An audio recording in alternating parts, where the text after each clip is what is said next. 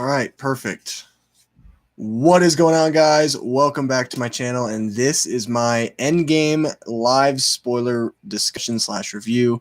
Sorry, I had some technical difficulties for some reason. My freaking computer froze out on me. It's kind of being stupid. Let me just do this real quick. I'm gonna get this all set up. So yeah, let's talk about Endgame everything. So this is also a review. So I want to be able to openly discuss Endgame. Now this is a spoiler-filled review and discussion. So with that being said, do not watch this if you have not seen Avengers Endgame, because I will be talking about all of the juicy details. So Avengers Endgame.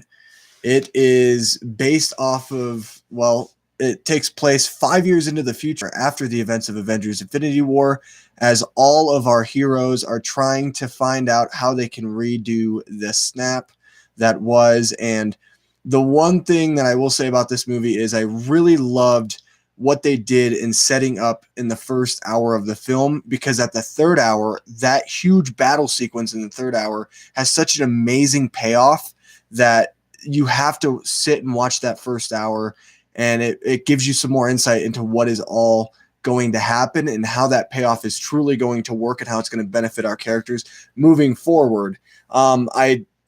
There are a couple things, and I said this in my non-spoiler review, there are a couple things that I don't like. You can really nitpick this movie to death. And one of the things that I don't like is there's two characters in particular that I didn't necessarily like what they did with them, and that would be Hulk and Thor. And my problem is the Thor joke with him being fat and being a drunk and a slob and, just having a really hard time with his life. My problem with that was Thor has always been this menacing character, this intimidating character. He's a force to be reckoned with.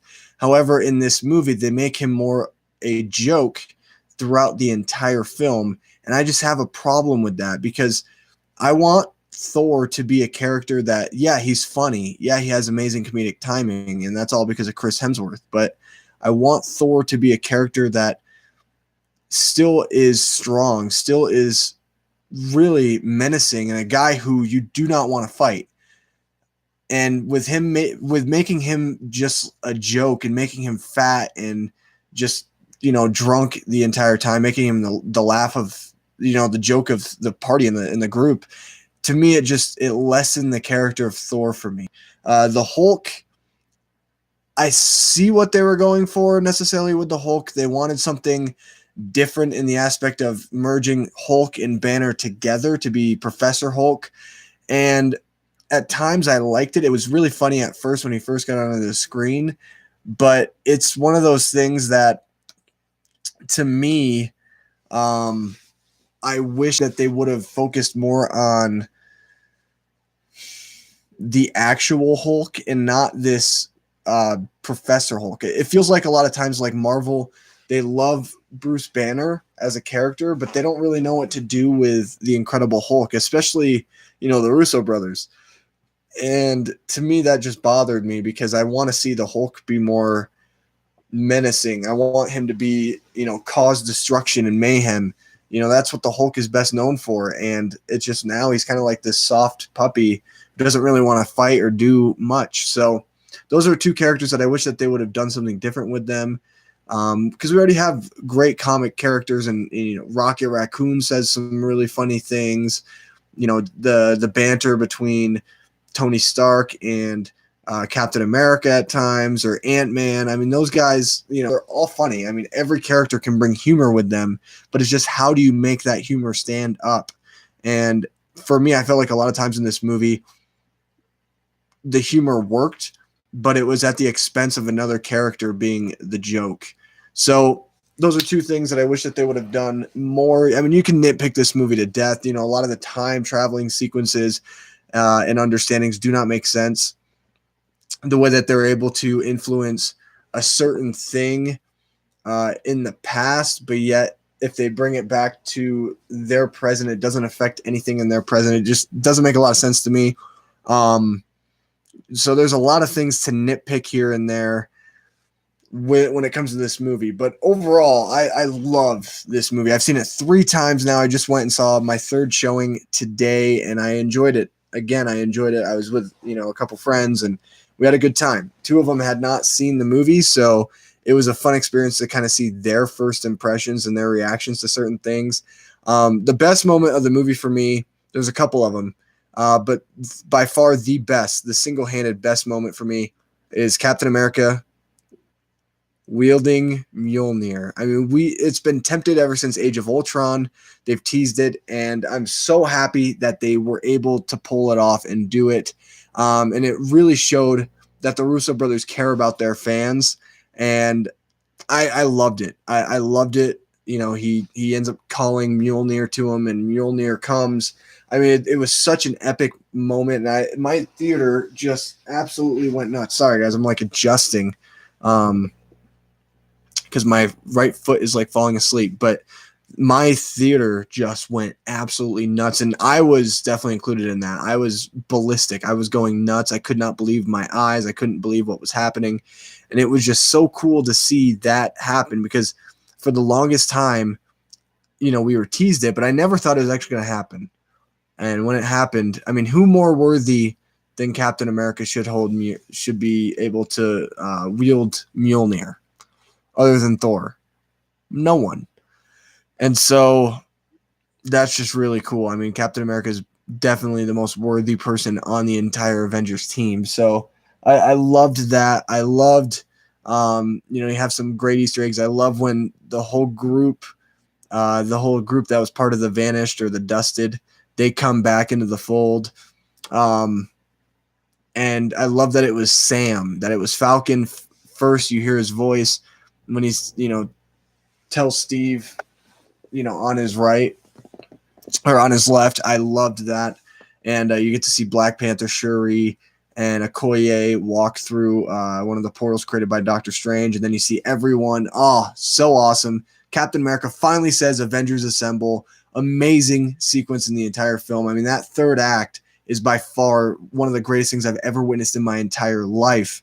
And it was funny. We went to the theater today, and I was telling a guy at my theater, I was like, hey, I am the type of person that I would literally just be down to to come in and buy a ticket for the movie, and then just ask them when the third act was going to play, and then just literally leave and then come back like 2 hours later or an hour and a half later, or whatever it is, to watch. Oh, sorry, guys. Watch that third act, because that third act is incredible. Incredible. My favorite shot, you have Captain America.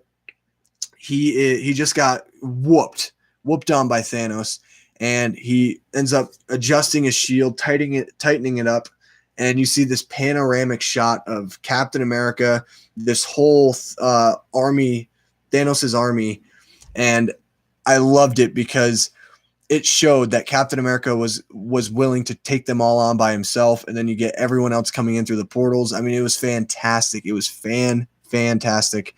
That third act is special. It's so incredible.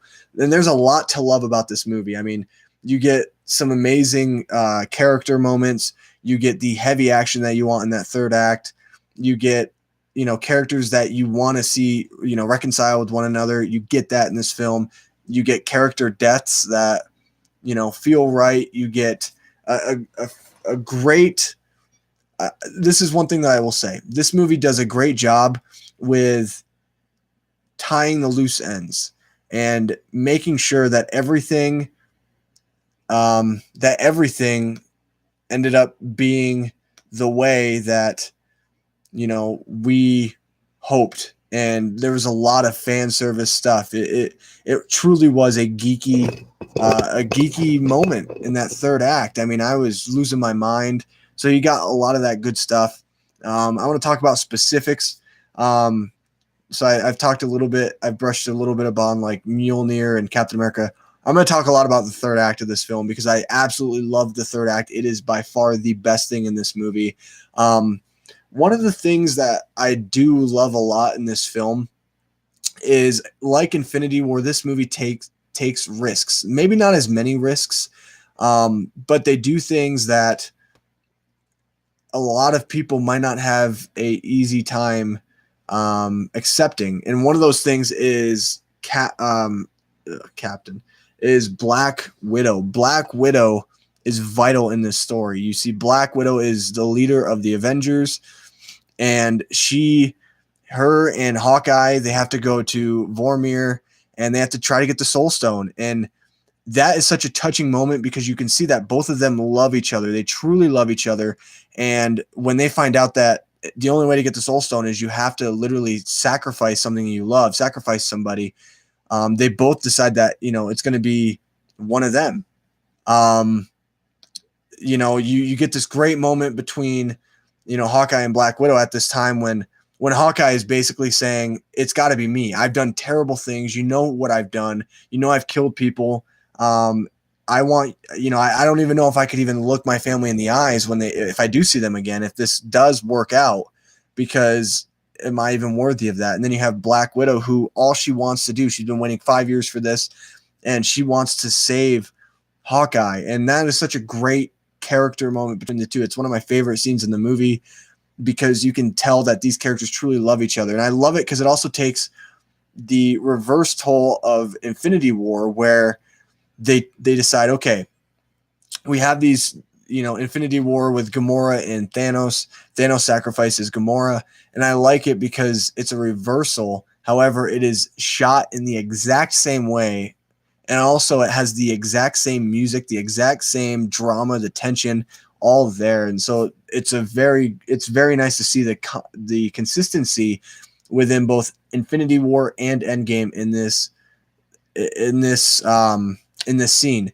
And so, eventually, Hawkeye, he bests Black Widow in combat, and he goes to jump off this huge mountain, which we know from Infinity War. It's the same exact mountain from Infinity War. He goes to jump off, and then Black Widow saves him. And, Hawkeye is sitting there holding on to Black Widow's hand, and she says, it's okay, let me go. And he can't do it, but she does it anyway. She forces him to, and Black Widow sacrifices herself. And it's such a beautiful scene because it's kind of showing that these old characters, these characters that we have loved for so long, are willing to do whatever it takes, literally do whatever it takes in order to accomplish this feat, in order to be able to save all those who didn't get a chance, who were dusted. And so, to me, it was just such an awesome moment in the film, and it definitely caught me by surprise. I did not expect Black Widow to die, but it made sense from a story standpoint, and I'm looking forward to her Black Widow film, which is going to come out next year, which is going to start shooting next month, and definitely solidifies the fact that it is going to be a prequel. And her story, as far as we know from the timeline that we're at right now, which is 5 years into the future, or 4 years into the future, 2023. It's over. She is officially dead, but we get to kind of have that moment where it makes sense because there's a lot of time that we didn't get to know her character. So they're going to make a prequel movie, and then, that'll make big bucks because every Marvel movie does. And so they can do a bunch of different films in that time period, and you could have, a story with Black Widow and Hawkeye. So I think we'll see Jeremy Renner again as Hawkeye, and we'll get to see Natasha as Black Widow teaming up. I'm looking forward to that a lot because I feel like it's going to be like a spy espionage film. So that's a great scene in the movie. You have the death of Tony Stark, which I think everyone's going to remember because, when Thanos is sitting there with the Infinity Gauntlet and he goes, I am inevitable. And he snaps his fingers, and then he just hears that clicking of just the fingers on the gauntlet. Nothing happens, and he's kind of confused. And then you see Tony get the stones, and he goes, I am Iron Man. Snaps his fingers, and then, that was incredible. One of the big reasons why I loved that so much is because it's a callback to how this whole franchise started. It started with Iron Man. It started with Robert Downey Jr. And 11 years later, to end with his character in that way was really touching and really nice. Now, I've seen the movie 3 times. So I saw it today for the third time. I saw it on Friday after I saw it on Thursday night. And the one thing that really stuck out to me today was, if you notice that scene where he's dying and you could just see him kind of just, he has that look of death on his face and he gets propped up. You get that great moment with Peter Parker, kind of a role reversal from Infinity War, where instead of, Peter telling Tony like, oh, like, I don't feel very good, and you see him dust, you get this awesome role reversal where, he's trying to tell, Tony that everything's going to be okay, that it's going to be fine, and that they won. And then you get Pepper. She comes over and she says one of the lines that just cannot leave my head. It's not leaving my head. And she goes, "We'll be okay. You can rest now." And I feel like that line was so perfect for this film because, I mean, it really was in the concept of, he has a daughter, Morgan, and Pepper. They're going to be okay. They'll be fine. And that he can finally rest. But it's also from the MCU itself. I feel like that was kind of more of an internal line for Robert Downey Jr. Basically, the MCU, Kevin Feige, and the team behind him is saying, Robert Downey Jr. I don't want to say Robert. That's just weird. Robert Downey Jr. will be okay. You can rest now, which is kind of saying like, it is okay. I'm not trying to say like they're trying to push him out, but basically like, we'll be okay. Don't worry about us. We don't need you anymore, but in a nice way. I'm not trying to say it as like they're pushing him out or forcing him out. Everything is going to be fine because the MCU is going to continue to move forward, and the character of Iron Man, it's done. It makes sense for me. I think, what is there more to do with that character? We've seen so much of Iron Man. We've seen so much of Captain America. Now I'm a diehard Captain America fan. He is my favorite character. And it's sad for me to see a character like Captain America end his story. But the MCU has always been about moving forward and introducing these new characters, whether it be the Guardians of the Galaxy, whether it be Black Panther. There's talks about the Eternals. So there's all these different stories that they can tell within this universe where we don't need our core characters. Now we're going to see Thor again. I think Thor is going to be in Guardians of the Galaxy Volume 3, and I hope that they call it as Guardians of the Galaxy Volume 3. I think that would be awesome. We'll see what happens. But, Thor is going to most likely be in Guardians of the Galaxy 3 because they've already hinted at it. And Thor 4 is a very big possibility because Thor has never been bigger as a character. I know when the first 2 Thor movies came out in Avengers, the first Avengers came out, Thor was always kind of like an afterthought for me. I didn't really care that much about Thor. Not that I didn't like him, but it was always Captain America, Iron Man, Hulk. I mean, it was these characters. But now Thor has become so popular that it's almost dumb for Marvel not to make a Thor 4, especially after Thor Ragnarok, which is such a huge hit and the best Thor movie, arguably, I would say the best Thor movie out of the entire Thor trilogy. So, we're going to see Thor again. I believe we'll see Hawkeye again. So a lot of these characters, we will still see them, but I feel like, Iron Man, Captain America, Hulk, I don't think we'll see Hulk for a long time. These characters that we've come to love so much from the 6, their stories are done. And it was really, really nice. The way that this movie ended this entire 21 film run or 22 film run was just awesome. It was so awesome. It's not perfect. There are a lot of nitpicky things that you can pick out of, the time aspect of it made zero sense. The fact that you can kill, like, one of the things I complained about actually today to one of my buddies was I still don't understand after 3 times of watching this movie.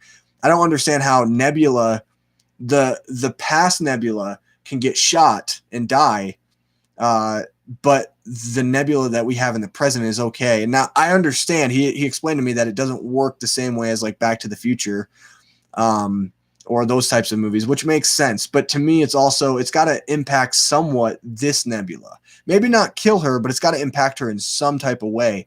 Another thing I don't really understand is the way that the Infinity Stones work, because they never brushed up. I'm guessing that what I'm thinking is it's when you have the Infinity Gauntlet, you're wielding it, you snap your fingers and you kind of like make a wish, or you have like this thought in your mind of how you want things to be, and the Infinity Stones will correct it. That's what I'm thinking. But there are times where I'm watching the film and I'm just sitting there thinking to myself, like, I don't understand how it's that simple. And if Thanos knew that, it would make sense, because in leading up to Infinity War, Thanos had studied for years these Infinity Stones. He knew exactly what he needed to do in order to complete his mission. And for the Avengers, all of a sudden to kind of be able to understand the way Thanos did it doesn't make a lot of sense to me.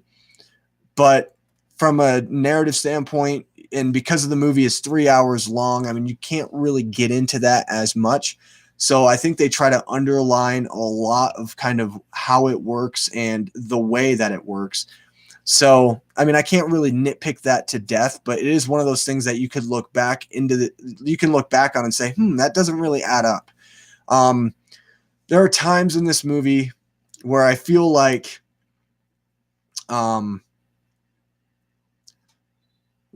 certain characters do things that might be a little out of the ordinary for them. But again, it's very nitpicky. Okay. Hi, Bran. Nice to see you. I'm happy that you're here in the chat. Give us your thoughts on Loki. Do you think he somehow survived Thanos because they basically handed him the Tesseract in 2012? So, Bran, the first time I watched this movie, I was confused, because I was like, why did they never tell you what happened to Loki? Like, they never showed any post-credit scene. They never showed another scene with Loki. But then I started thinking to myself, but wait a minute. Disney Plus is going to have their own Loki show. So I think, Brienne, that Loki from 2012 with the Tesseract is going to be the Loki that we see for this Disney Plus show, which is coming. I don't know if Loki is technically getting released the same time as the Disney Plus streaming service is in November, but that's what I was saying. I was like, oh, that makes sense, because they're doing a Disney Plus show, so they have to somehow get Loki. It has to make sense for Loki to somehow get his own show, and that's I guess that's how they're doing it. And so it's not going to be the Loki that we knew from Thor Ragnarok. It's going to be the evil Loki, the one who hates Thor, the one who is, still pretty angry that he's not the heir to the throne in Asgard. So that's my thought on it. I think that's the route they're going to go. It just kind of makes sense now that I thought about it, because after watching it a second time, I was like, oh, wait, that makes sense. Yes, I knew about the show and thought that had to be it. Yeah, that's the thing, is the show, I feel like, because they're doing Loki, they're doing a Loki series, they're doing a Scarlet Witch and Vision series, which is called WandaVision, which is, I guess that's what it's called. I think that takes place, I heard, like in the 70s or something. So there's probably going to be some time element to that. They're doing a Falcon and Winter Soldier series, which I think is the one that I'm most looking forward to. If I have to pick one series, that's the one I'm most looking forward to. I'm going to watch all of them, but that's the one that I cannot wait for. And then they're doing a Hawkeye series as well. That's another one that I'll be pretty interested to see. But yeah, that's what I'm thinking. I think it's going to have to do something with the show brand. Where do you think Thor fits into this, since he left Asgard and joined the Guardians? Do you think we'll see Adam Warlock in Volume 3? So I think Thor is going to be in Guardians of the Galaxy Volume 3. I think that's the route they're going to go. It just makes sense. I think James Gunn will have a lot of fun playing with that character. And I loved that scene between him and Peter Quill, when he's saying, well, Peter's like, I'm the leader of this ship. This is my ship, so I'm in charge. And he's like, oh, of course. And everyone's egging them on that they should fight. Oh, you should fight to see who should be the leader. And Rocket goes, well, I have blasters, but I also have knives too, if you want to do that. And they go, oh, that's not necessary. And then Thor's like, yeah, that's not necessary. And then you have that moment where he's like, yeah, everyone knows who the leader is. That's what Thor says. It's so funny. I love that dialogue between them, and I'm looking forward to seeing what they could do with Guardians of the Galaxy Volume 3 with having Thor in the mix. Do I think he'll be in the entire movie? I don't think he will. I think what will happen is Thor will be maybe in the first half, and then he'll kind of go on his own type of mission, or he'll find something. Maybe he's getting a ride to Asgard, or actually there is no Asgard. I'm sorry. Duh. Maybe he'll get a ride somewhere. Maybe he'll meet up with Captain Marvel, do something with her. I don't know. All I know is that I feel like the story is mostly going to be about the Guardians of the Galaxy mixed with a little bit of Thor. So I'm looking forward to that. And do I think we'll see Adam Warlock in Volume 3? It depends. Yeah, I think so. James Gunn's directing it, so I think we will. But Adam Warlock, from what I know from the comics, is Adam Warlock. He is an enemy at first, but then he actually ends up joining the Guardians of the Galaxy. So we'll see. Will Gamora fall in love with Quill all over again? I don't know. I have no idea, but I thought that was so funny, and that's how it should have been. It should have been, when he goes up to her and he's like, Gamora, like, I thought I lost you, and he touches her. She should have hit him because she doesn't know him. She has no idea who he is. And not only that, but it's not his Gamora. It's not the one that he knew. So will it happen? Most likely. Do I want it to happen? Yeah. I like their dynamic. For some reason, though, I kind of want Peter Quill to date Captain Marvel. I don't know why, but I just do. Mead wants to know what you thought about Ant-Man and his role in this movie. Thanks, Mead. Ant-Man. I really liked Ant-Man in this movie for a couple reasons. Number one, the comedic moments that he had. I think one of the best moments, one of the simple moments that I loved was the taco scene where he has a taco and you see him, he has it in his hand, and then all of a sudden Rocket and Nebula come with a spaceship and it just blows his taco like completely out of the shell. So I liked all that. So I think from a humor aspect, he worked really well. I also really like the fact that he is such a fanboy of Captain America. Like, he has such a man crush on Captain America. It's so funny. I love those things. And the one thing I didn't like maybe per se was how intelligent he it seemed that he was with the quantum physics and the quantum realm. I know he was in there for 5 hours, but I don't know. It's a little interesting to me, the fact that he could kind of spit out all these details about quantum physics and the way that it works. But I liked Ant-Man for the most part. I feel like Ant-Man is a good. He was a good side character in this film. I wouldn't want to see him in the forefront. I'm happy that they didn't do that. They used him appropriately. They used him to the way that they needed to, and the way that would kind of keep this story and these characters, I guess, more interesting. And he definitely brought a lot of things to the table that they could do. When it came to a fighting aspect, though, we didn't really get to see him much. He fought as Giant Man a lot in that final sequence, which I thought was really cool. But we didn't get to see him, fight really as Ant-Man. But I don't know. I thought he was pretty good. I think we'll definitely see another Ant-Man movie. There's a lot there. One thing I actually do like outside of this, the Ant-Man character himself, was the whole dynamic between him and seeing his daughter again. That was really nice, because he thought for sure she was dead, and then he finds out she's not. That was a really touching moment, and it's going to be interesting because now the dynamics changed where he's missed 5 years of her life, so he doesn't really know. She's a teenager now, and it's going to be kind of cool to see how he's going to raise a teenager coming from 5 hours ago in the quantum realm where his daughter was still 11, 12. I don't know how old she was, but she was young. So it's going to be really nice to kind of see that. So I liked Ant-Man a lot in this movie. The only characters I didn't really like Brienne in this movie that much. I was not a big fan of what they did to the Hulk with Professor Hulk. I know it's based on the comic books. I know they did it. Just to me, it didn't work, and I felt like it made the character of Hulk just not intimidating, not scary. I wish that they would have done something more with him and actually made him, reckless. I love my Hulk when he's reckless. And I love the Hulk from, Thor Ragnarok, because he's still reckless, but he still has those comedic moments.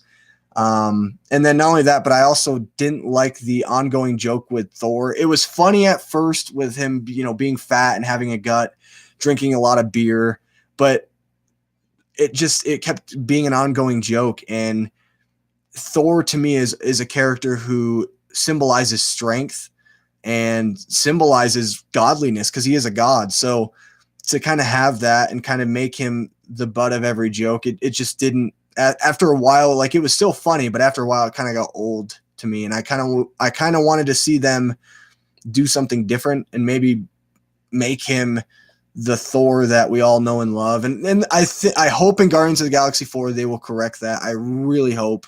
I'm sure they will. But yeah, I kind of wish that they would have done something differently with Thor's character. I don't know. And if he's a god, I mean, I don't understand how he couldn't lose that weight easily.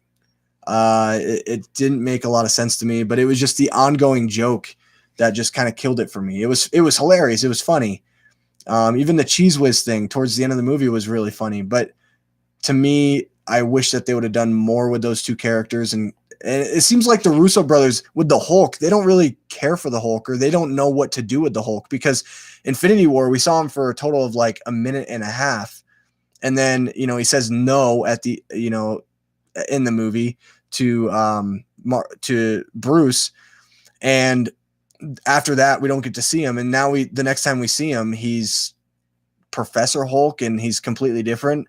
So I feel like maybe the Russo brothers don't care for the Hulk that much, or maybe, they wanted to make it more challenging for the Avengers without the Hulk. I don't know, but it just didn't seem like they truly had a good grasp of what the Hulk could do for the Avengers in these films.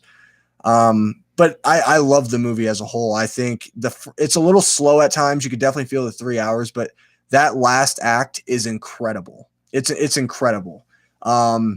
I remember watching in the theater, Brienne, this is so funny. I was watching it. So it was Clayton, Michaela, and I, and it was like, we went at the 9:00 showing on Thursday night. So we're in the theater, and Clayton and I, we're geeking out. You know us, we're geeks.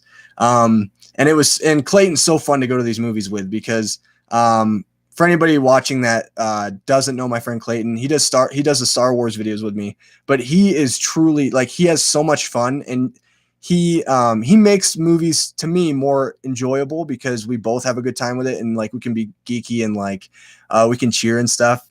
And when the scene where everyone starts coming out of the portals, and you have these two armies lined up, and you get that iconic line, finally, that iconic line from Captain America where he says Avengers, and then he says it really, really quietly, but he's like, assemble. And everyone, it was like a sporting event. Everyone in the theater was just like, yeah, let's go. And that Clayton and I, we just like, I had no voice. We literally had like no voice after it, because we were like yelling and we were geeking out so hard, especially when again, another scene with Cap and Mjolnir. Oh my goodness, I could not believe it. I was like, no way, and Clayton was just like, what? So there's a lot of awesome moments. That last act is like any geek or any nerd or any fantasy loving person's dream. I mean, it has so much in it, so much, where to me, it makes the movie not feel 3 hours long. That battle sequence is amazing. It's so good. And you get Thanos, when he saw that, they had an army behind him. Oh, he was scared. You could tell in his face. He was just like, this is not going to end the way that I think. It's going to be pretty challenging for me. And one of the iconic shots for me, this is a shot that I love. It's probably my favorite shot in the entire movie. But and it's not Cap with Mjolnir. That's a sequence that I like in the film the most. But this is actually like just one shot, and it's a panorama shot with Captain America after he takes a beat down from Thanos, and his shield is just completely busted. It's like literally he has half of his shield left. And you see him, he tightens up his shield. He's by himself. There's nobody else. He's by himself, and you get this side shot, this panorama scope view of Captain America literally saying, I'm going to face off against Thanos' entire army. Amazing shot. Amazing shot. And you could tell that Thanos had respect for Captain America. You could tell because he's like, wow, this guy he's not giving up. And whatever it takes, that's the whole motto of this film, whatever it takes. And that was so awesome to finally see all of the characters that we loved fight together. It was the entire Marvel Cinematic Universe fighting against one another. It was so cool to see, and I just absolutely loved it. I geeked out. So that's by far my favorite sequence of the entire film. But I love those character moments. This is a film that, you know, builds a lot on character development, builds a lot on our character stories. And one of the thing that made me cry the most, actually, and I've teared up 3 times now watching it. And Brandon Mead know this, Coco, I cry every time I watch that movie. It's not like Coco. It's not Coco bad, but I teared up at the same spot all 3 times I've watched this movie. And it's not when Iron Man dies. It's after that, when he is, they're watching his final video that he made for his family and for his untimely death. And he goes to turn off, the recording, and he looks at his daughter, Morgan, and he goes, I love you 3000. Man, that gives me goosebumps. Oh, so good. Such an awesome thing to see in a movie like this, where you get those character moments, you get those big battles that you want, you get that action that you want, but there's a lot of character development in this film, and I love character stories. That's what I live for. So what was the most shocking or surprising part for you? Good question, Bran. Mjolnir with Cap. I mean, I could not believe that. Like, my eyes sometimes, like, I felt like my eyes were deceiving me. I thought that I was actually not watching the movie. I thought I was watching like a movie that I wanted to watch and not per se Avengers Endgame. So that was amazing. That was incredible. I couldn't believe it. And I was thinking to myself, like, am I the only one seeing this? Like, is everyone else seeing this? Everyone cheered and clapped, of course. So I knew that I wasn't the only one. But so that was awesome. I think the most shocking part for me, though, I'd have to say the most shocking part is probably the death of Black Widow. I didn't see it coming because I knew that, Iron Man's story was going to come to an end. I just knew Robert Downey Jr. He's put so much time, so many years. He's probably had to turn down he's probably had to turn down so many films for the MCU that when he died, it wasn't such a surprise to me. I mean, the impact was for sure sad, for sure, but it wasn't surprising to me. I thought Captain America was going to die. I thought he would sacrifice himself for the greater good if it came down to that. I'm happy that it was Iron Man, though. I really am.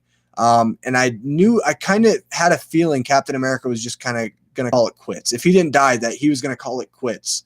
Because he's also, Chris Evans, his contract was up, and not only that, but he is really into directing stuff. He wants to direct a lot of movies.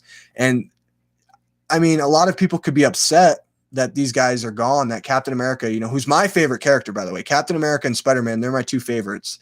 And Captain America is my number 1, but I'm not upset that Chris Evans is leaving. I understand, the guy has had to work out for years. He's had to get on a dietary plan. He's had to keep himself in good physical condition for 11 years. And he's over 40 years old. You might not think it, but he's over 40 years old. He looks really good. I know. And same thing with Robert Downey Jr. that, it's time for them to move on. They have other things that they want to do.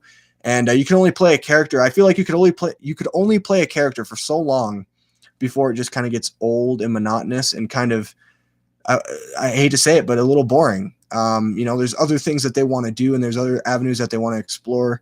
So that wasn't surprising to me. Black Widow's death was very surprising to me, though. I did not see that coming. I did not think that was the route they were going to go. I actually thought maybe they'd kill off Hawkeye. But Black Widow, yeah, that was shocking for me. What about you guys, Brienne and Mead? What do you guys think? What was the most shocking part for you?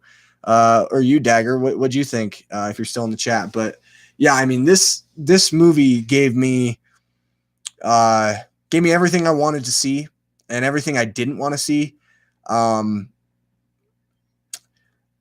there are things that I thought for sure they wouldn't do in this movie that they did, and I'm happy about that, I guess. And then there are things that, I knew they were going to do that they did, but they did it in such a way that it was still unbelievable to me. Um, one thing that I didn't think they were going to do ever was I didn't think that they were going to have Captain Marvel save Tony Stark, because I thought, for me, I always kind of looked at it as it kind of be a cop out. It's, oh, how coincidental is that for, Iron Man to be saved? And after I got out of the theater, I remember talking to Clayton, and I was just like, I don't understand why they did that. And Clayton shot some sense into me. He goes, well, in the Captain Marvel post credit scene, they probably set up, they didn't show it, but they probably told them, like, hey, Tony and Nebula, they're out in space somewhere. Can you try to track them down and find them and bring them back? And that would make sense because if you think about it, Captain Marvel brings them right back to the Avengers base. So yeah, that I didn't think they were going to do that in that way, but I guess it makes sense from a story standpoint. I never thought we were ever going to see Captain America with Mjolnir. I never thought it was going to happen. I'm really happy it did, because it's amazing. And I love when he's hitting up his shield and hitting Mjolnir with it. That's so cool. You get him, he's using the lightning, which I think is awesome as well. So it gave us a lot of those nerdy moments that I didn't think was going to happen. Mjolnir for sure. Yeah, Brian, that was so good. That was so good. And Brian, I wish that like all four of us could have seen it together, because I would have loved to see your guys' reactions. We'll have to watch it when you guys get up here for sure. And it's like on home video or whatever. We'll have to watch it. Cause I want to watch it with you guys. I want to hear, like, what you and me think about, like, everything. Like, this is just a video. We can only kind of keep it in context, but I want to hear what you guys think about a lot of this stuff. Mead says, Hail Hydra. Yeah, that was good too.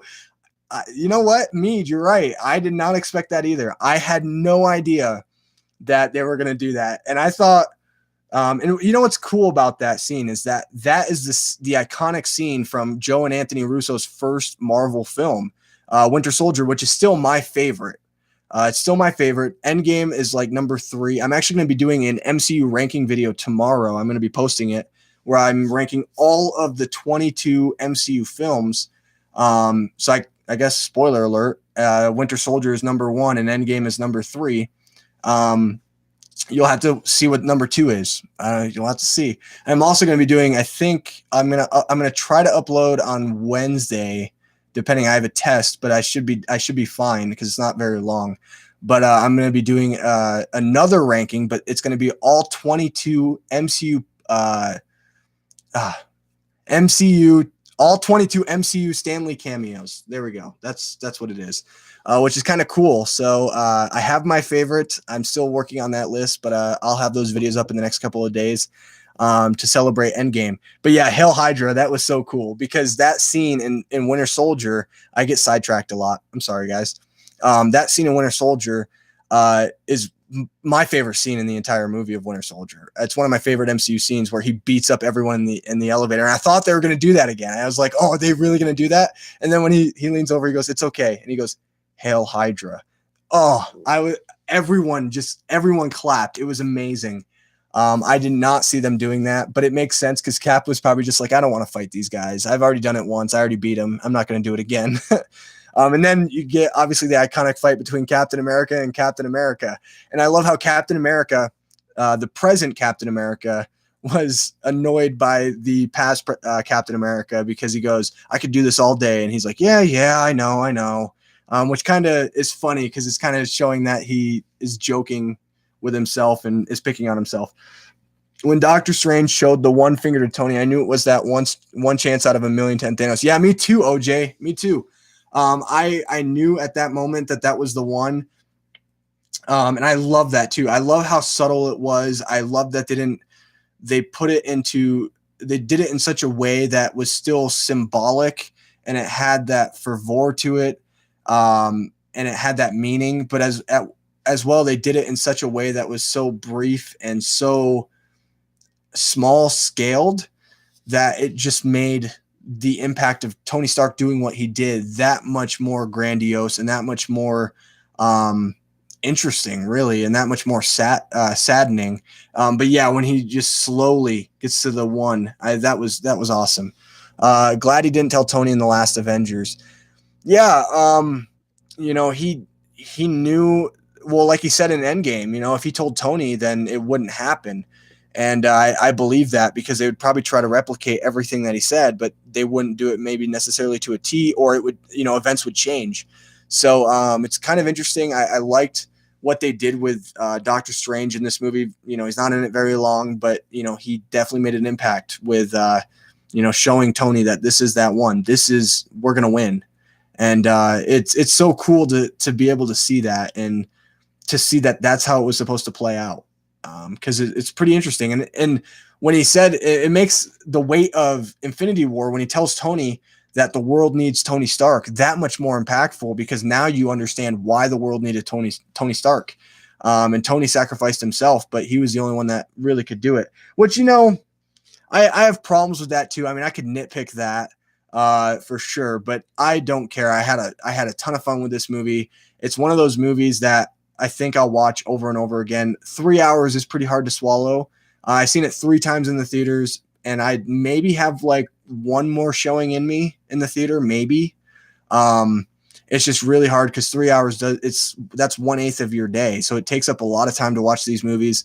But I can't wait till it's on home video and I can watch it back to back with Avengers: Infinity War, and just appreciate it that much more. It's gonna be 5.5 hours, but it's like Lord of the Rings. I mean, Lord of the Rings is a long time, so. And if you love the MCU, then it's totally worth it. I hope they use Galactus as the next huge villain in the MCU. Got to see what they do after the Eternals. Yeah, Galactus. Well, Galactus, from what I know, is an X-Men character. I'm pretty sure. So they do have the rights to Galactus. They have the rights to all their characters now, so it doesn't really matter. Um, I don't know. I think he will be the next big villain, like big villain. I don't think we're going to see another team up movie for a few years. It'll probably be 4 or 5 years, and the next team up movie is probably going to be either Young Avengers or New Avengers. Probably New Avengers. Um, and I think the leaders are going to be like Captain Marvel, Black Panther, Doctor Strange. Spider-Man will be there. I don't know if he'll necessarily be a leader because he's still kind of a kid, so that'd be interesting. Um, Scarlet Witch, I wouldn't be surprised if she's still in the Avengers. So there is that. But I'm just looking forward to what's next. I'm looking forward to the Eternals as well. Angelina Jolie signed on to play a character. Hearing word of a couple other people, like a huge Asian actor, actor signed on for the Eternals 2. You have a great cast for Black Widow so far, with oh my gosh, what's his name? Why am I losing his name? He plays Sheriff Hopper in Stranger Things. Comment if you guys know it. I'm trying to think of what that is. What his name is. I know that I know it. It's David. Oh, I can't think of it right now. It's gonna bother me, and I should know it. I'm gonna look it up real quick. Give me a second.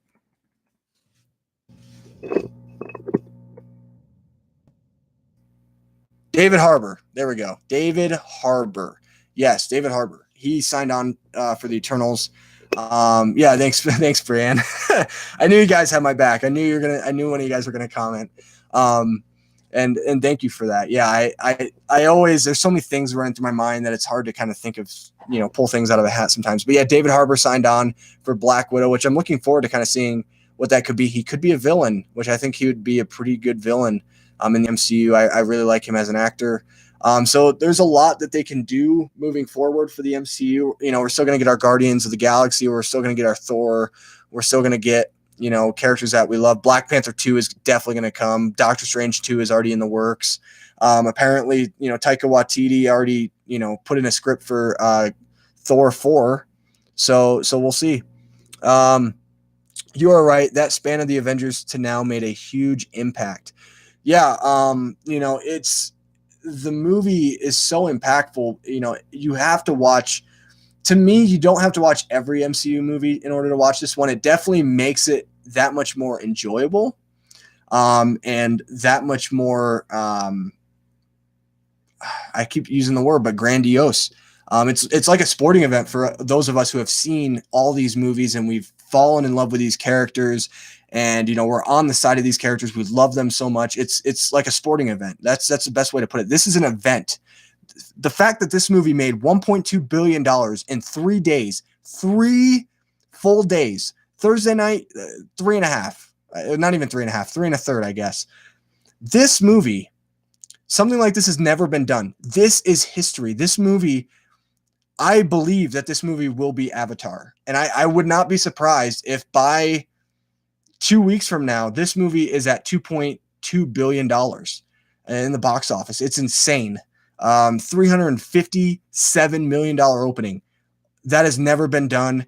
I think in the future we will have films that will beat it, opening weekend in the box office, but not to the scale that Endgame beat Infinity War. It beat it by $100 million. A lot of people think every movie nowadays, it needs to make $1 billion in order to be successful, which that's completely false. I don't know why that narrative is like that. I mean, a lot of people think of, let's say Venom. Venom made 800 plus million at the box office. People say it's a box office failure. And I'm like, what? Are you kidding me? People don't understand how big $1 billion is and how big $100 million is for an opening weekend on top of what was out last year that made 257. So it's crazy. I mean, we're talking crazy numbers. So, I mean, it's so awesome to go in, having watched all these 21 films, having watched Infinity War. I think the only film you really need to watch going into this movie is Infinity War. Really, probably Infinity War, maybe a couple other ones to get more context to these characters. But yeah, it made so much more of an impact. Something I missed from this film was a scene with the Collector and Grandmaster. Yeah, they never. You're right, Brian. They never showed anything from Collector or Grandmaster. I mean, I wish that they would have shown them, because this was a celebratory film for the entire MCU. I'm trying to think of where they'd be able to fit, though. And I think, correct me if I'm wrong, Brian, or anybody in the chat, but I think, didn't Thanos kill the Collector in Infinity War pre-snap? Didn't he kill him? Because there's that scene where the Guardians are trying to sneak up on Thanos. They're at the Collector's place. I don't know what it's called. Technical terms, I'm really bad at them. And the Collector is there, and Thanos ends up changing reality. And because of that, you think that the Collector is alive, but then you see, he turns back to what reality truly is, as opposed to what he wants them to see. And it's, they don't show him dead. So maybe he's not dead, but I know they, everything was in flames. We don't know if he actually died because Thanos had the reality stone. You're right, Brian. You're right. I was just thinking about that too. Yeah, we don't really see him die, so I can't say that he's dead. But I'm trying to think of where those two would be able to fit in this film, because this film is just already so squeezed in. There's not really a lot of wiggle room. I mean, the movie's over 3 hours long, but I would like to see them back, and I think we will. I think we will see at least the Grandmaster back. The Collector might have served his purpose, but I think we might see him in Guardians of the Galaxy Volume 3, if any movie. That would be the one that makes sense. And I think when it comes to the Grandmaster, I think we'll see him back. I have a feeling that we will. I want to see him back, and I would love to see him in Thor 4 or even a Guardians of the Galaxy movie. So we'll see what happens. Yeah, they weren't in there. It's kind of interesting because this movie, celebrates 22 films. And the fact that a franchise has gone this long and stayed in continuity and continued to just have success after success after success is something we're never going to see. We're never going to see something at the scale of this. DC can try all they want, but it's tough. I mean, these are huge shoes to fill, and no matter what, even if say like something like The Lion King comes out, I'm not saying this is going to happen. It's not going to happen. But if The Lion King, theoretically, let's just say if The Lion King came out and The Lion King beat Avengers Endgame somehow in box office, and Lion King is going to make a lot of money. It looks really good. I'm looking forward to it. No matter what, we have to remember Disney wins. Disney wins. Whether it's Star Wars on top, whether it's Marvel on top, whether it's Pixar, whether it's now 20th Century Fox, X-Men, even though Dark Phoenix is the last X-Men movie, because New Mutants, we'll never see that. Who knows when that will probably never come out. Whatever. I'm still pretty salty about that, as you can tell. But Disney wins. It's crazy that the top 4 films these are the only 4 films that have ever made $2 billion plus at the box office. There's 5. I'm sorry. 5. 4 of them, this is what I want to say. 4 of them are Disney films. You have Titanic, which is the only one that's not Disney. Avatar, which is now Disney. It wasn't at the time. I understand that. But now the sequels and everything, they are Disney. I don't think Avatar 2 is going to make nearly as much money. I mean, James Cameron he should have made the movies like they're a decade late. I'm sorry. They're a decade late, my friend. And I'm not looking forward to any of the sequels. I'm not a huge fan of Avatar, to be honest. I think it's a great visual movie, but I thought it was just subpar. I'm not a huge fan of it. I think it's a little overhyped. And if you disagree, that's great. Like, I hope you disagree, because my opinions are wrong all the time, or the way I feel is wrong a lot of the time, and it's just the way I feel. And you feel differently, and that's okay. But you have those two, which Avatar, we'll just say is not. Let's just say it's not Disney, because it wasn't Disney at the time that it made $2 billion. 3/5, so 60% of $2 billion plus films in history, and it's going to be 4 out of 6. Disney. Star Wars, The Force Awakens, Avengers, Infinity War,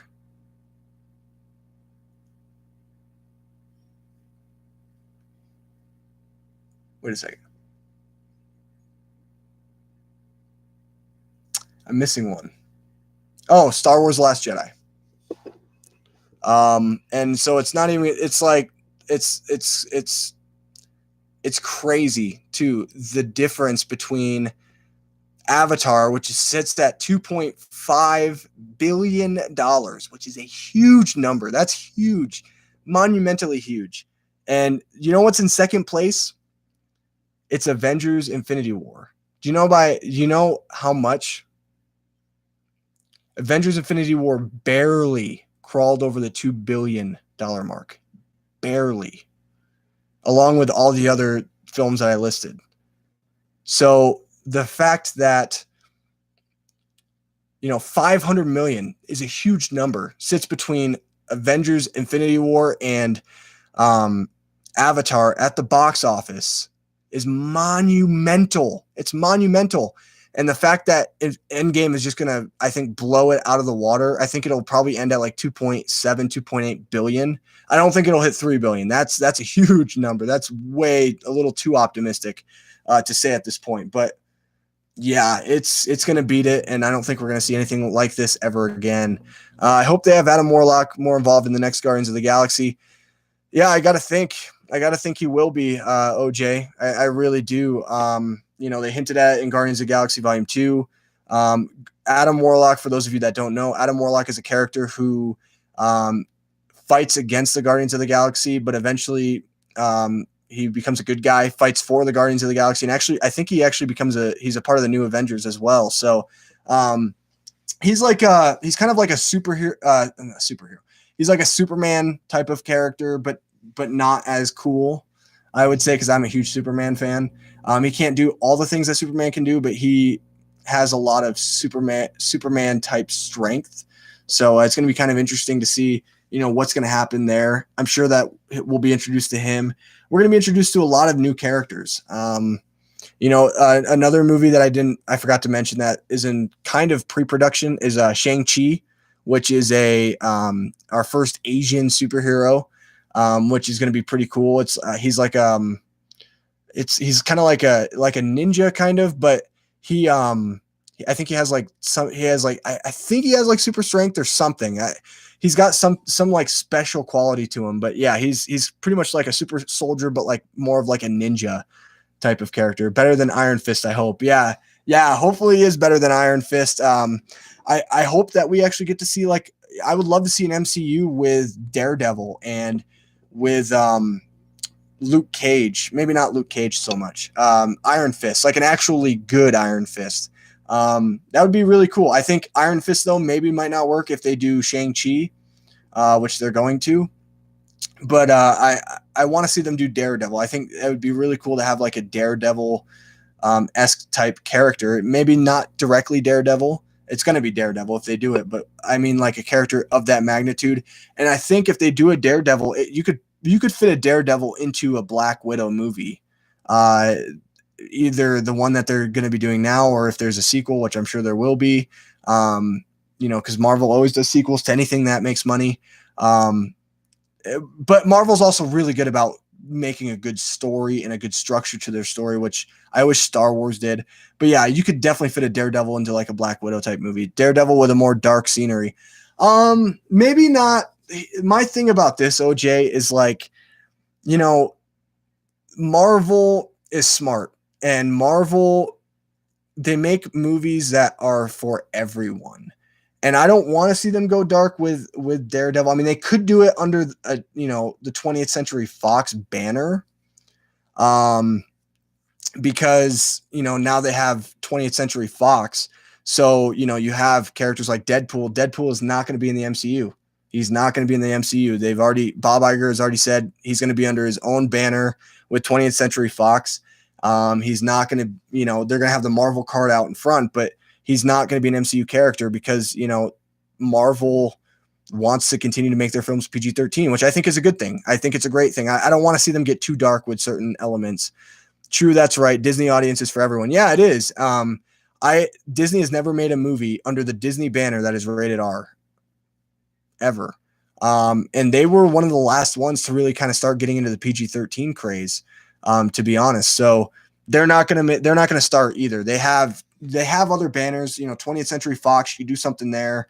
Even I know that guys from Game of Thrones are making a trilogy of Star Wars films. They're not going to be rated R.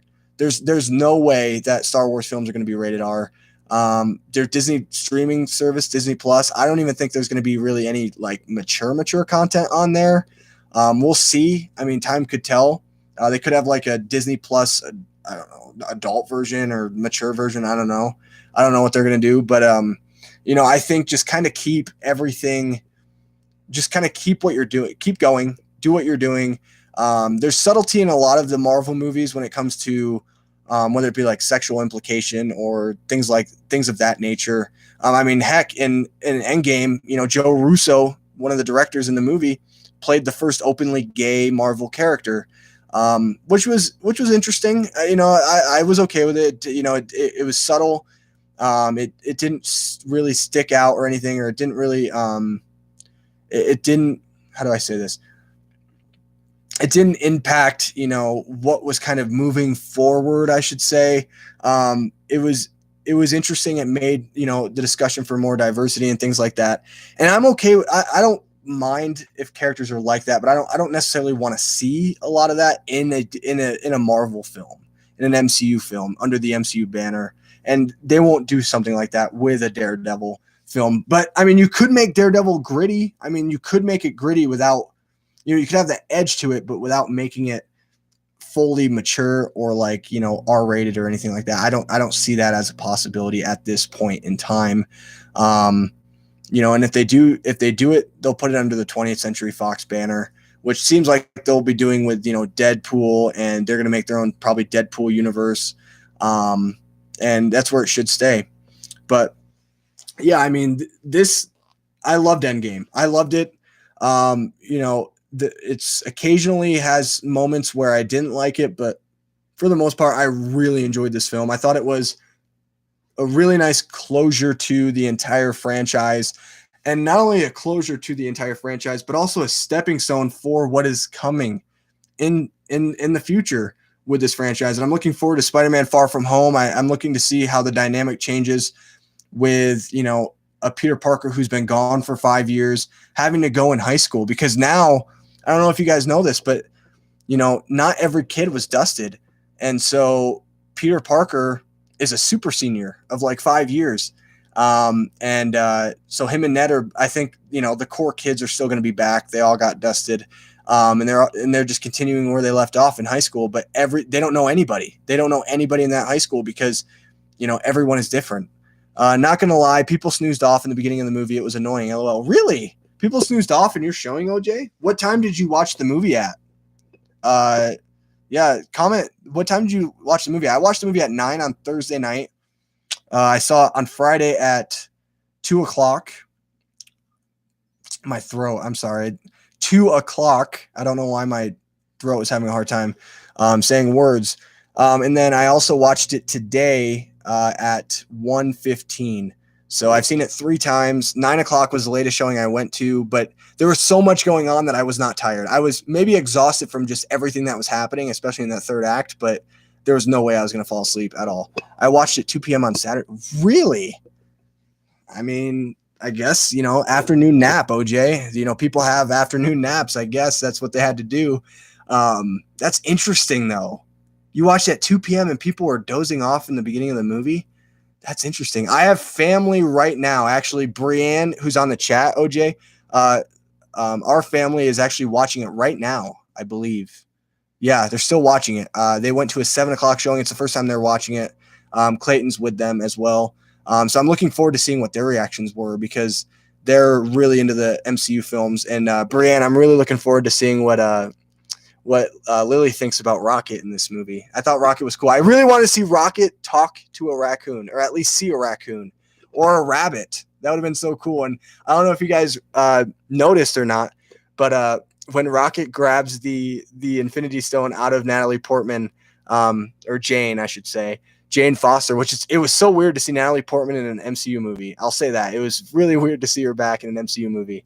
It was her best performance, maybe, because she didn't say a single word of dialogue. But when he's running and you see the Asgardian guards, they're chasing him. They're like, "Get that rabbit!" That was so funny. So they all think that Rocket's a rabbit. It's not just Thor.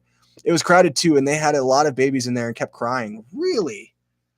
Well, that's unfortunate, OJ. I'm sorry about that, man. Yeah, the first Thursday night, I whispered to Clayton. Oh, I didn't whisper to Clayton, but before the movie, we were driving in my car, and I was telling Clayton, I was like, dude, I just really hope that people don't bring their babies, and people might, and he's like, no, a lot of, couples, they don't want to do that because, they have a lot of respect or whatever. We get into the movie, we're like 30 minutes in and this baby starts crying and Clayton looks over to me and he goes, "You were right." And I was like, yeah, but the baby, after like maybe crying for like 10 seconds, the mom left the theater and she took care of it. To me, I don't have a problem with babies crying as long as, the parents, take the baby out and they deal with that and they try to calm the baby down. But, I don't want to be like, oh, you shouldn't watch the movie if you have, a kid or whatever. It can be frustrating, but, everyone wants to see this movie. And I have no problem with people coming and watching the movie, a couple or anything like that, especially because the thing is, if you love this movie, you want everyone to watch this movie. That's really how it is. 3 hours is a lot for a baby. Yeah, it is. It really is. 3 hours is a lot for anybody, really, OJ. I mean, it's 1/8 of a day. And I've watched the movie 3 times, so I've watched it for a total of 9 hours. So put that into perspective. I've watched the movie like, oh man, 1/8 times 1/8 times 1/8. No, that's not how you do it. 1/8 times 3. How about that? I don't know what the 3/8, I guess. I don't know. I'm really bad at math. So I'm going to guess 3/8. So like I've watched it for almost half of a day and I plan on seeing it maybe one more time. We have a cheap theater here. I'll probably just wait till then. just because I think I only have one more showing in the theater for me. It's just 3 hours is a long time, and it definitely takes a lot out of your day. Just hit it when the parent doesn't take them out when the excessive crying starts. Yeah, it's unfortunate, OJ. It really is. I think you know, I think the second time I saw Captain Marvel, I only saw it twice in the theaters. I saw Captain Marvel twice. I like Captain Marvel. It's a solid film. It's pretty solid. It's not my favorite. You'll see in my ranking video, it's not up at the top or anything. But and even movies at the bottom, even like Thor: The Dark World, like the MCU's been so consistent where I like all of them. I just dislike Thor: The Dark World the most. So another spoiler. I just gave away my last one. But even Captain Marvel, like my second screening of it, a baby cried, and you feel for the parent. The parent's embarrassed. It's got to be an embarrassing feeling, and I don't have kids yet or anything, so I don't really know how that feels. But I'm sure it's hard because I don't want to say like a baby's going to stop me from going to the theater to see like Star Wars or Avengers. You just really have to pick and choose, I guess, when you go and when the best time is for you. Mead says I was crying like a baby, but he didn't have to take me out. True. I was crying too. I was crying the first night. It really hit me. It was very emotional. And then today and on Friday, I teared up during the part where, Tony tells his daughter, I love you 3,000. That just hit me. Showing that it showed that he was such a loving dad. He loved his daughter more than anything. And he wanted to make sure that they would bring everyone back, but keep everything that they found. And that was so touching. So I don't blame you for crying, Brandon. I'd be lying if I said I didn't cry, because I did. Clayton cried. I cried. Michaela didn't. Michaela was tired. She was, she didn't love the movie. I think it was just because it was so late for her, but she really loved Captain Marvel, I think, a lot more. But she's definitely, I think she's just got to watch it again, maybe at an earlier time, maybe like in the afternoon or something. Seeing Peter and Pepper crying had me crying. Yeah, it was emotional. I love the reversal, though. I love the reversal where it's, Peter this time, having to tell Tony it's okay, that everything's going to be okay. And I really like that. Very reminiscent. They did a lot of things that were reminiscent in a callback to Infinity War. For example, when Hawkeye gets the Infinity Stone after, Black Widow sacrificed herself for the greater good, and he's laying down in that water. And the music is exactly the same. It's exactly the same. And the scene, the exact shot and the composition of the shot is exactly the same. The reaction's different, and the impact is different, but it was composed the exact same way as it was for Infinity War. So, and they did that quite a bit actually in this movie. They did a lot of callbacks to Infinity War, which I thought was really nice. And one final thing that I'll say about the movie that I thought was kind of funny. This was actually, I'm indifferent about this. I just think it's kind of funny. If you remember back in Captain America: Civil War, where Hawkeye and Hawkeye's fighting on Captain America's side, and Black Panther is fighting on Iron Man's side, and Hawkeye goes, I am Clint," and Black Panther goes, "I don't care." And I love that in Endgame he calls to Clint by his name. So I thought that was kind of cool. That was kind of funny.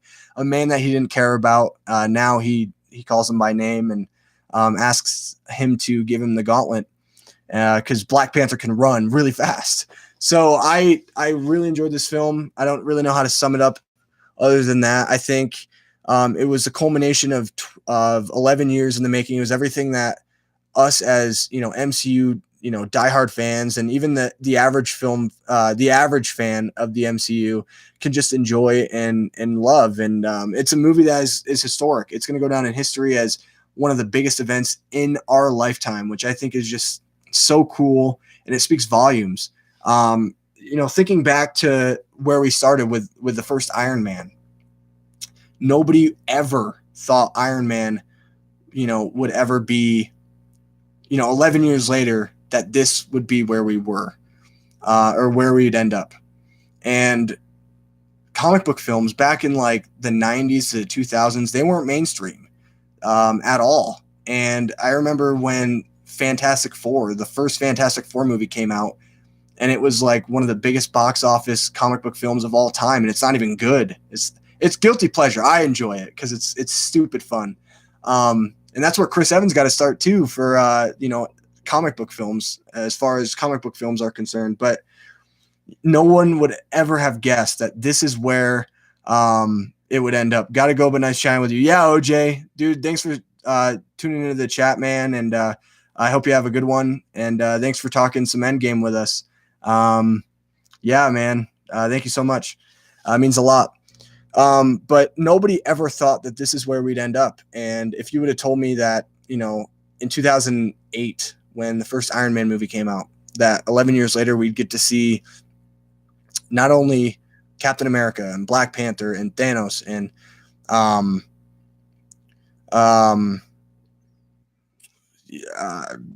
Scarlet Witch and all these characters that we love coming together on screen, together, fighting one another, and have it be so impactful and have it be so emotional and thrilling and compelling, where everyone wants to stand up on their feet, cheering because of the awesomeness, seeing Captain America hold Mjolnir.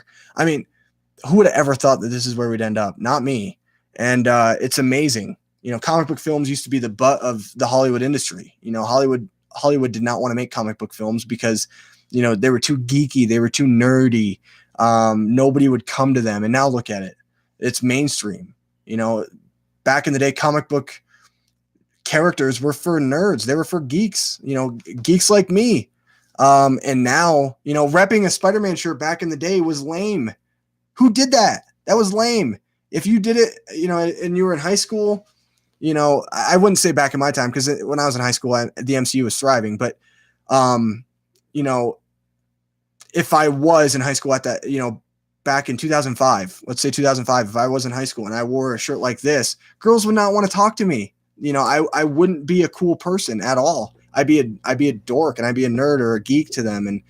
And to see that now, so many people love these films, love these characters. It means so much. It's so cool to live in a time like this. We live in the greatest era of cinema ever. Back in the day, you'd have to wait years to see a movie like this. Years. Because it would take years to make something like this. They didn't even have the CGI to make something like this. You couldn't get a budget to make a film like this. People wouldn't come out to see a film like this. And now people are just coming in troves. Every showing, it's like sold out. I went today at 1:15, and my showing, it wasn't sold out, but 4/5 of the entire theater was sold out. We were lucky to just get really good seats. It's incredible. It's incredible to live in this day where we get things as epic as this. And I just cannot wait to see where the future leads. There's so much more that is going to come, into fruition. It's opening the doors for so many more stories to be told. Video game movies, hopefully they can finally get a good video game adaptation out. And Detective Pikachu could be that one. We'll see. But it's just so cool to see that finally, people are embracing geek culture and making it mainstream. It's so awesome to see. And I'm just so grateful to live in a time like this where I can just be who I am and love what I love. I love these movies. I've loved them, forever. And I've never been ashamed of it. I've never been ashamed that I've been, geeky, and, I geek out to cool things like this and Star Wars. But I'm just so happy that more people are accepting of it. And, it's so funny to see like people in my classes and teachers, talking about Endgame and talking about how they're excited to see Endgame and they don't want anything spoiled to them. Like, that's so cool to me. It's so awesome. Like, what a time to live in. We're so privileged and we're so blessed, and we gotta understand that, life can be hard, for sure, for everyone.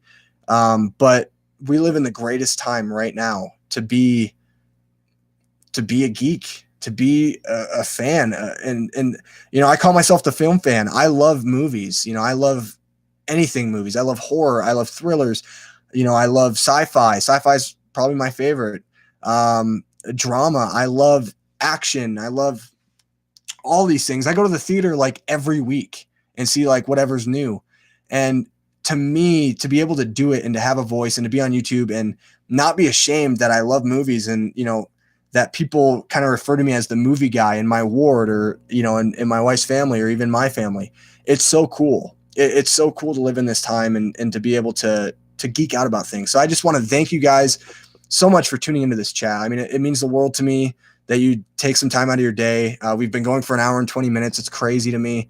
But I wanted to answer your guys' questions. I wanted to talk a lot about Endgame.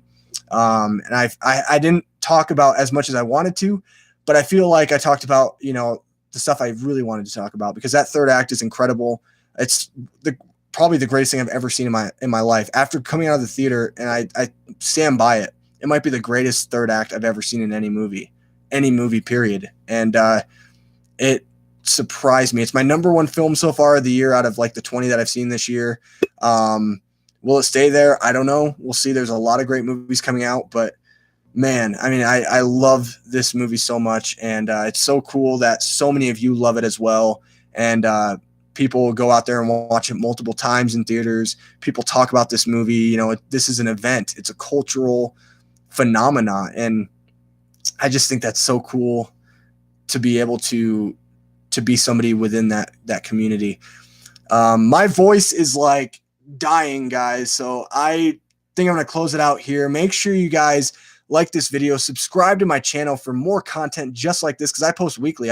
Like I said, I'm going to be having 2 different ranking videos up in the next 2 days. Tomorrow, I'm going to be ranking all 22 MCU films from worst to best, or I guess least favorite to favorite. And then I will also be doing on Wednesday a ranking of every Stan Lee cameo in the MCU, because this unfortunately was his final cameo in Avengers Endgame. So the Endgame videos are still to come. We still got 2 more. And then this weekend, you know, we'll see what happens with other videos that I have planned. See what movies I can go see this weekend. I mean, Ugly Dolls possibly, just because my buddy, his band did a song on their soundtrack. So, you know, maybe I'll check that out. And we'll see. Yeah, thanks so much, guys, for tuning into the channel. As well, I'll also have another Star Wars video coming up. Clayton and I, we just watched Solo, A Star Wars Story, and Clayton is actually going to be doing the review by himself. I've already reviewed the movie twice. I've talked about it in ad nauseum, and I just told Clayton, I was like, have fun with it. I'm going to be behind the camera. I'll direct you if you need. But it's your review, and so definitely tune in for that. It's going to be interesting. I'm looking forward to seeing how Clayton kind of carries the conversation and what he talks about. But anyway, guys, thanks for watching. And also follow me on Twitter at Nick__Acosta, where I talk movies and television all day, every day. And also follow me on Letterboxd, where you can see my rankings of, you can get an early sneak peek of my MCU rankings, and also you can go check out every movie that I've watched so far this year ranked. So anyway, guys, again, thank you for watching, and I will see you guys in my next video. Goodbye.